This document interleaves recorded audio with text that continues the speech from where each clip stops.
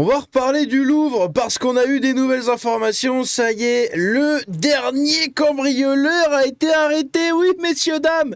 Et on a peut-être même retrouvé les bijoux, du moins en partie. Hein, vous allez voir, c'est un peu plus compliqué que ça, mais ça commence peut-être à se tasser, notamment au niveau des suspects. Ça va être assez intéressant, surtout de voir les profils des suspects. Et oui, parce que on connaît déjà deux des noms. Il y a eu le troisième qui avait fuité il y a quelques jours, et là le quatrième qui est arrêté, bon, à mon avis, ça sera exactement le même. Bref, on va revenir sur un peu tout ça, ça va être assez intéressant. Ici, tout commence par une déclaration de Macron le 8 novembre qui nous disait « Les bijoux seront retrouvés ». Oui, messieurs, dames, les bijoux du Louvre, hein, les bijoux de famille, ils seront retrouvés. Ah, c'est ce qu'il nous disait. Vous allez voir que c'est un peu plus compliqué que ça. Dans le même temps, le 15 novembre, il y a eu un truc qui a fait polémique puisque c'est des TikTokers belges qui ont réussi à accrocher un de leurs tableaux au Louvre, genre sur le mur. Et les mecs, ils se sont filmés en TikTok, on a la vidéo juste là, c'est lunaire, mais vraiment lunaire. Pour contourner la sécurité, ils ont passé les contrôles avec un cadre démontable et leur peinture roulée, expliquant que, avec de grands morceaux, impossible de passer la sécurité. Ils ont réussi à fixer leur toile dans la même salle que la Joconde, non loin du tableau, avant de quitter les lieux immédiatement. On savait que c'était risqué. Bien que cela ne soit bien moins grave du coup que le braquage survenu le 19 octobre dernier, il semble qu'il existe toujours des failles de la sécurité du musée le plus visité du monde. C'est lunaire. C'est lunaire. Des mecs arrivent à accrocher leur propre tableau.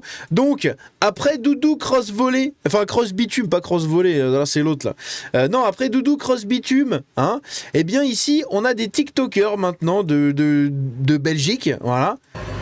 Des TikTokers mangeurs de frites qui tout simplement arrivent donc comme ça, ils démontent leur cadre, ils roulent leur peinture, hop, ils le planquent comme ça. Ils entrent à travers les portiques, vous allez voir.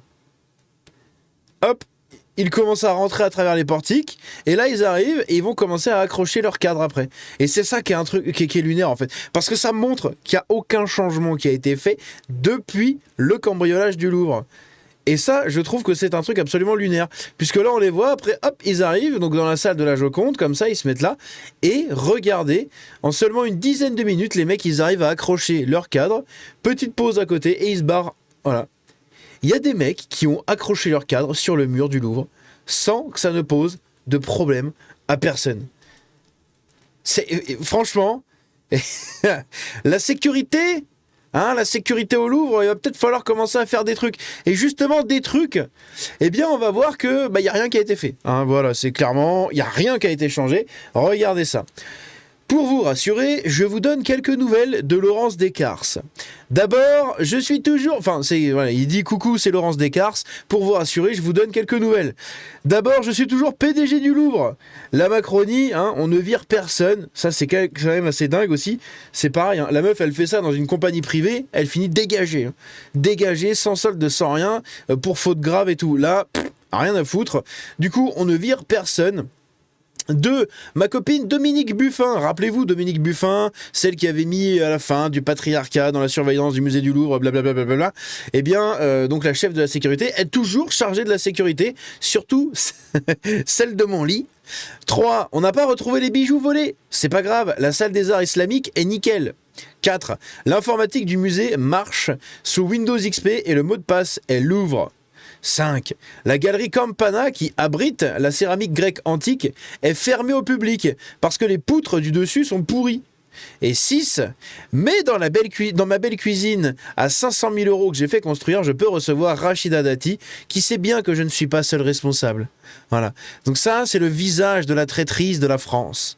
Voilà, Madame Laurence Descartes, comme vous voyez juste ici, c'est son visage, le visage d'une traîtresse, littéralement, hein, je pèse mes mots, c'est une traîtresse, elle a permis le cambriolage du Louvre, elle a faussement démissionné, hein, elle a faussement présenté sa démission qui a été refusée, pas savoir pourquoi.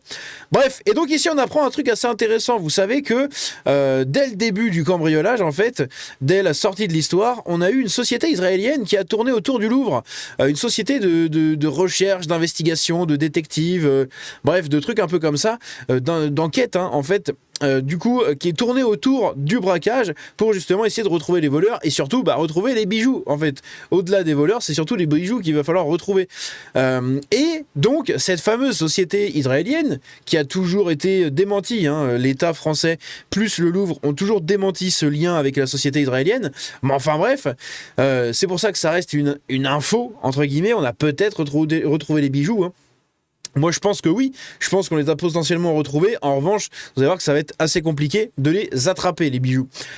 Une société israélienne de sécurité affirme avoir retrouvé la trace du diadème volé de l'impératrice Eugénie et encore des jeux d'ego en France, accuse des jeux d'ego en France d'avoir fait capoter les négociations sur le Darknet.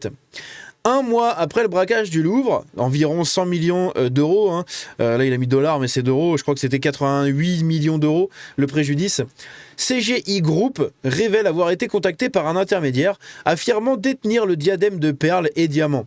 Preuve à l'appui, une photo horodatée envoyée via le Darknet. Les experts de l'entreprise jugent l'image authentique. Le voleur présumé exigeait 8 millions en monnaie euro, proposant un échange en Slovaquie et menaçant de revendre la pièce en Asie ou à Dubaï. CGI Group a refusé d'acheter l'objet, proposant une restitution légale, puis a transmis les données aux autorités françaises. Mais, et c'est là que tout est parti en couille encore une fois avec les Français, mais, selon son directeur, des jeux d'ego en France ont empêché d'avancer. Le contrat a été rompu, et alors même que CGI Group affirme avoir identifié un employé du musée impliqué dans la fuite d'informations vers les cambrioleurs, un suspect est depuis arrêté. Le Louvre nie tout lien avec l'entreprise israélienne qui, en réalité, avait été missionnée par un sous-traitant du musée. Une enquête qui révèle surtout un réseau interne fragilisé et une coopération internationale sous tension. Et c'est surtout que, au-delà de ça, on se rend compte en fait à quel point les services français sont totalement à la ramasse. Ce qui est assez rigolo quand on voit la déclaration de Macron qui nous dit oui, les bijoux seront retrouvés. Bon, c'est toujours ridicule. Donc je pense que les bijoux sont vraiment retrouvés. Il y a vraiment des traces des bijoux, en tout cas de celui-là, sur le Darknet et tout. C'est juste qu'après, il va falloir faire attention où partent ces bijoux-là, parce que s'ils partent en fait vers l'Asie ou vers Dubaï, etc., on les retrouvera jamais, littéralement. On les retrouvera jamais. Et donc ici on a l'information du jour, puisque le dernier cambrioleur a été arrêté. Eh oui, le dernier cambrioleur a été arrêté. On n'a pas encore l'identité, mais il y a l'identité du coup des trois autres. Donc on a Ayed G, Abdoulaye N et Slimane K. Voilà.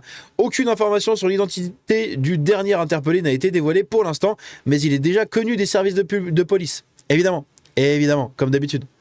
Et donc ici on apprend qu'il a été arrêté et que 3 de ses proches ont été interpellés en Mayenne. Alors la Mayenne, c'est juste à côté de là d'où je suis, enfin de là d'où je viens. Et du coup, c'est assez rigolo à chaque fois de voir ce département, parce que bon, en Mayenne, on va pas se mentir, les Mayennais, vous confirmerez ce que je vous dis. En Mayenne, il n'y a pas grand-chose. Il y a vraiment pas grand-chose, il n'y a pas beaucoup d'animation. Il y a eu pas mal d'animations, je crois, c'était pendant le Covid, là, avec les plaques 53, du coup, il y avait pas mal de gens qui se faisaient déglinguer. Mais à côté de ça, bon, la Mayenne, c'est assez mort. Il n'y a pas grand-chose. Donc quand il se passe un truc en Mayenne, c'est assez fou. Et là, on a 3 proches qui ont été interpellés là-bas, justement. Après un peu plus d'un mois de traque et de surveillance discrète, le dernier exécutant présumé du casse du siècle au Louvre a été attrapé. Selon nos informations, un 4e homme a été interpellé ce mardi matin par les enquêteurs de la brigade de répression du banditisme et de la direction de la police judiciaire de la préfecture de police de Paris. La DPJ JPP, c'est JPP, sur commission rogatoire des juges d'instruction. Donc ils ont attrapé le 4e mec. Il a été placé en garde à vue, notamment pour vol en bande organisée et association de malfaiteurs dans les locaux de la PJ parisienne. Cet individu est déjà connu des services de police, évidemment, et serait en lien avec les 3 autres hommes déjà mis en examen et écroués dans le cadre du dossier, tous originaires ou domiciliés à Aubervilliers, en Seine-Saint-Denis, dans le 93, des racailles de base. C'est lunaire. Si c'est vraiment juste un casse comme ça, on s'est fait braquer par des racailles qui avaient quelques infos, c'est quand même la giga honte. C'est vraiment la giga honte. Outre celle-ci, 3 autres personnes ont été interpellées ce mardi en Mayenne, indique le parquet de Paris. Il s'agirait des membres de son entourage. 4 personnes sont donc actuellement en garde à vue. 2 hommes âgés de 38 ans et 39 ans et 2 femmes âgées de 31 et 40 ans, tous originaires de la région parisienne, indique la procureure Laure Becquot dans un communiqué. Donc on a potentiellement le 4e mec qui a été interpellé et 3 autres de ses proches. Peut-être qu'ils sont de près ou de loin reliés à l'enquête, j'en sais rien. Mais voilà, c'est assez intéressant, c'est les dernières infos qu'on a. Comme d'hab, je continuerai à suivre ce dossier parce que c'est quelque chose qui me touche beaucoup, comme je vous l'avais déjà dit, par rapport justement à ce casse du Louvre, qui est assez scandaleux, hein. Et puis ça touche à notre patrimoine, ça touche à l'histoire, tout ce que j'aime et tout ce que je défends. Donc ça me fait vraiment très chier quand il y a des trucs comme ça, hein, vous l'imaginez. Donc c'est pour ça que je suis du coup cette affaire avec grande attention. Merde, j'ai cliqué à côté comme un débile. Que je suis cette affaire avec grande attention parce que c'est vraiment très important de continuer à relayer pardon, ce genre d'infos. Bref, dites-moi ce que vous en pensez dans les commentaires, donnez-moi un peu vos suppositions sur l'identité du 4e suspect, hein, de tout le monde séistant, évidemment. Et puis on se dit à la prochaine pour le prochain épisode de cette aventure du Louvre, hein. Peut-être qu'on aura d'autres infos très bientôt, hein. On verra, je vous tiendrai au courant. N'hésitez pas à me dire ce que vous en pensez dans les commentaires, à vous abonner en activant la petite cloche, le like, le boost sous la vidéo, les réseaux, le Discord, tout est en description. Ciao.